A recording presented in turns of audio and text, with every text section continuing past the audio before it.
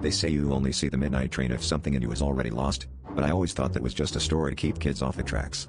Last night, though, I found myself standing on a deserted platform, clutching a ticket I don't remember buying, the air thick with the scent of metal and rain. There was nobody else around, just the distant sound of wheels grinding rails, and a creeping sense that something was watching me from beyond the shadows. When the train screeched to a halt, the doors hissed open and a tall, uniformed conductor stepped out, his lantern casting sickly yellow light. He smiled, a too-wide grin that made my skin crawl, and his face was my own, down to the scar on my chin. "Ticket, please," he whispered, his voice echoing in my head like a memory I'd forgotten. Against my better judgment, I handed it over, my fingers shaking, and stepped inside. Every passenger I passed wore an expression like they'd seen a ghost, their eyes darting from me to the conductor and back again. The ride was a blur of flickering lights and muffled voices. I watched my reflection in the window, sometimes it smiled when I didn't.